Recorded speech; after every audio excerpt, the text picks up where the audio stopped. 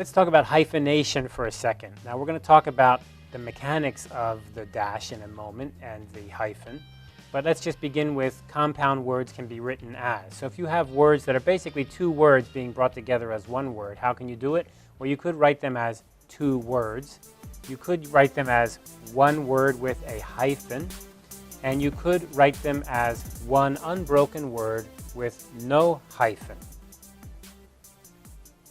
Here are some examples that you've probably seen. Follow up, or follow up, right?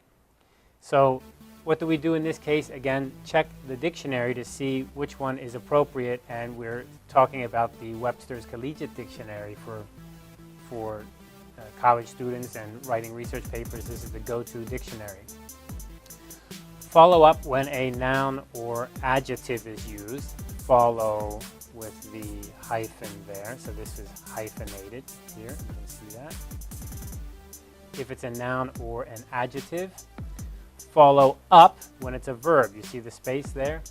So you're going to do something. Follow up. This is generally the rule of thumb to use.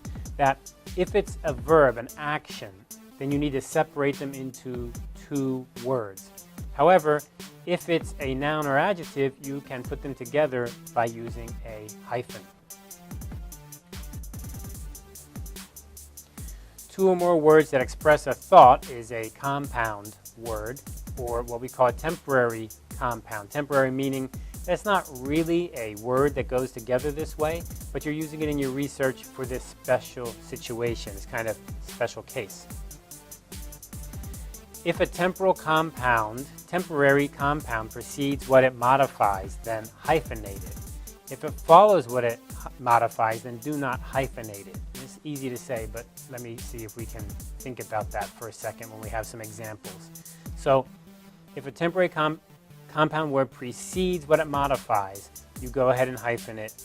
And if it comes after, then you don't hyphenate it. And here is an example. We have trial by trial analysis. Boy, this stuff is confusing, isn't it? Trial by trial analysis. So I have a trial, then another trial. I'm trialing the trials, trial by trial. So in regular English, this should be kind of easy. Trial and then a trial. But because it's a special situation in our research, we want to put these together. We're referring to one thing, this one thing we've done. Now, this one thing we've done has many parts, but it's still one thing.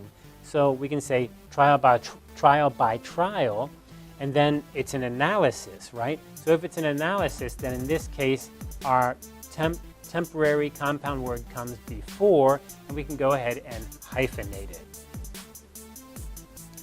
Now, another thing we can do is use an M dash. Now, an M dash is not a hyphen, and you can see here it's a little bit different, right? You can see that it's a little bit longer. You see that? Now, we talked about this a little bit in part one, I think.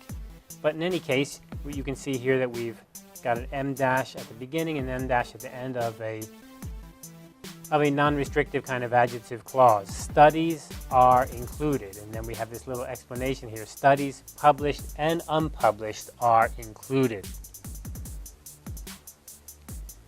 An N dash, please pay attention here, EM and EN. N dash is longer and thinner than a hyphen and shorter than an M dash. Boy, it's getting confusing, isn't it? And here's an example. Used between words of equal weight in a compound adjective such as this. Chicago, London flight, meaning Chicago to London flight. And then we also have a minus sign, don't we?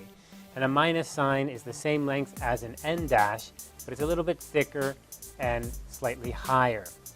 Now, when we look at that, we say this is a little bit longer, that's a little bit shorter, this is a little bit thicker. How do we really know that? How do we see that? Well, that's a problem.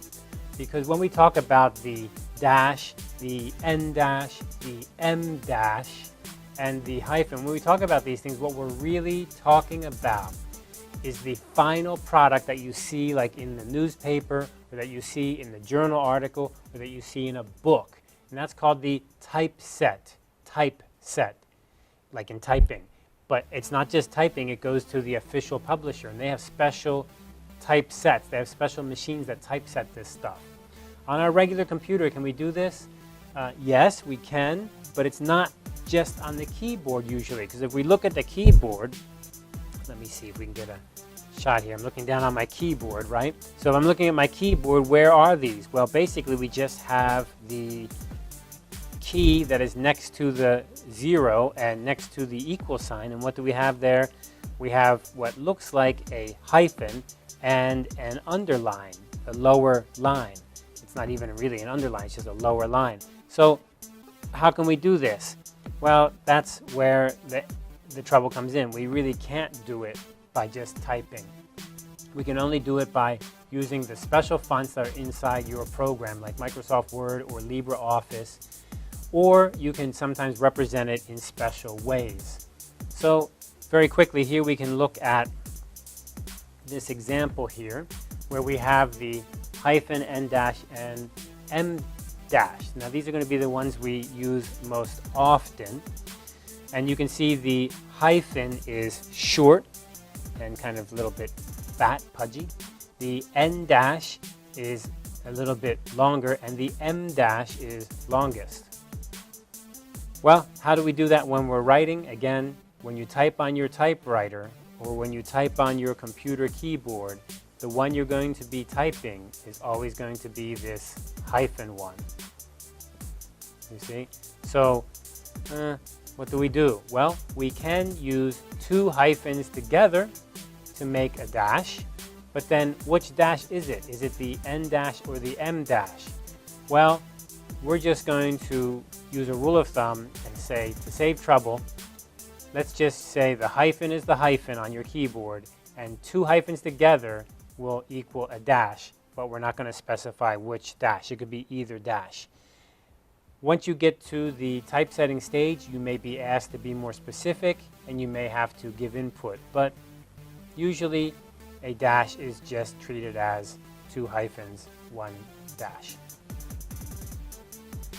You can hyphenate a compound word that's preceding the term it modifies. For example, anxiety-arousing condition, or role-playing technique, or water-deprived animals.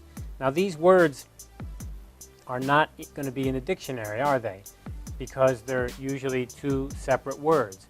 We're putting them together because we're trying to modify the word that comes after them. So for example, condition, the experimental condition. What is the experimental condition? It is anxiety and arousing. So it's anxiety is raised, is aroused, but these are two ideas. But they're not really two ideas in our experiment. They are one thing we're doing. They are one method, one technique we're using, one treatment. So in that case, we can go ahead and use the hyphen in order to help the reader read more smoothly. Role-playing technique. What is the technique we're using in this study? The technique is role-playing. But those are two separate words, role-playing. So we can hyphenate them together to emphasize, no, it's not really these two things, it's one thing together. A phrase used as an adjective when it precedes the term it modifies, such as trial by trial analysis, to be recalled items, all or none questionnaire. So again, same idea, we're trying to put them together as an adjective, and it's describing the items or the analysis or the questionnaire. It just makes the reading easier to understand. You can also do this when you have an adjective and a noun compound precedes the term it modifies. For example, high anxiety group, middle class families, low frequency, right? So low frequency words. So you can see the same idea. So this is very normal in your research, but you don't want to go crazy with it and be putting this everywhere. Make sure that it really is just to help sometimes the flow of your reading. And I think in this case we can say that it's especially helpful when we're talking about things like the methodology of your research, because that can at times get complicated with many of these words that are strung together. You can hyphenate compound with a number as the first element when the compound precedes the term it modifies, such as two-way analysis. So this two-way, right? We're going to hyphenate this. Why? Because normally it'd be two words, two-way, but it actually means one thing, and it's preceding the term it modifies, which is analysis, and it has a number in it. 6th trial problem. 12th grade students, right? Who are the students? They are the students in the 12th grade. But we don't want to really separate this out and make it unclear. We want to just put it together. This is one thing. 16-second interval. S here means second. 16-second interval. And also when you use fractions. So for example, 2/3 majority. I want to stay with that right there. Now, could we write this as 2/3? No, we're going to write this out, and we're going to learn why in the next unit of our class. But today, let's just focus on this idea of the hyphen here. So 2/3. This comes before what it's modifying, so it's basically one thing. A 2/3 majority. Do not hyphenate in these cases, such as a compound including an adverb ending in ly. So widely used text or relatively homogeneous sample. So in this case, if you were to use a hyphen, you'd be putting it in right here, or right here, or right here. Randomly assigned participants. Now, if you have this ly here, then you do not use the hyphen. Do not use a hyphen. And the reason for that is because this is actually modifying this word here. So it's assigned participants, and they are randomly assigned participants. So a little bit of a special case.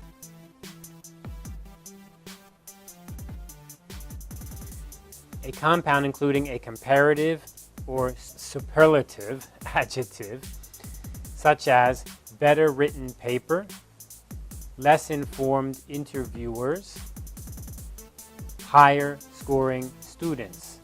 So it's similar, but here what we're doing is we're saying again, higher, and this has its own meaning. So yes, it is higher scoring, this kind of one group, but this is modifying this idea. Less informed, better written paper. So you do not use a hyphen in this case because you're comparing things, comparative words. Higher order learning, for example. Okay, now let's move on to another special case. Too many special cases. I know it really drives me crazy too, but there you are. Hyphen in the word meta-analysis. Now, why do I bring this one up? Because this is a special case that you will often see. So meta-analysis and quasi-experimental. In this case, probably the meta and the quasi, which means not real. This is like a kind of semi-experiment, not a true experiment with control groups, etc. And meta-analysis, meaning we have many analyses together, and we're analyzing them as a group together, collecting their data. This should fall under this case of the comparative because it's a meta-analysis. This is actually modifying this, and this is actually modifying this. But in this case, we do use the hyphen because it's like I say, a special case. It's accepted, and we often use these words. So if you use the word meta-analysis together, make sure you use the hyphen, and quasi-experiment, make sure you use the hyphen. Do not hyphenate chemicals, such as sodium chloride solution, amino acid. You do not put a hyphen in there. If you have foreign phrases and adjectives or adverbs, such as post hoc, posteriori test, you do not hyphenate these. So again, check the dictionary. That will help you a lot. Do not modify, do not use the hyphen, do not hyphenate, do not use a hyphen if the modifier including a letter or number, such as Group B participants, Type 2 errors. Type 1, performance. So you might be tempted to put a hyphen in here, like right there, or right here, or right here, but you do not hyphenate these, and they're very commonly used. Common fractions used as nouns, such as 1/3 of the participants. So this, you might be tempted to go ahead and put the hyphen in here, but you should avoid that. Don't do that. Okay, here's a list of some common words that look like they might be hyphenated, but actually they are not hyphenated. So words such as, let me see, here's a really common one we often think of, mini or multi. We often think multi and mini are part of a compound word, so we should hyphenate them. Non, this is one we often use in our research, non. So you do not hyphenate these. You go ahead and put them together with the other word and make a compound word, such as non-significant, multi-phase. And we have many of them here. When you get a chance, you can look over them.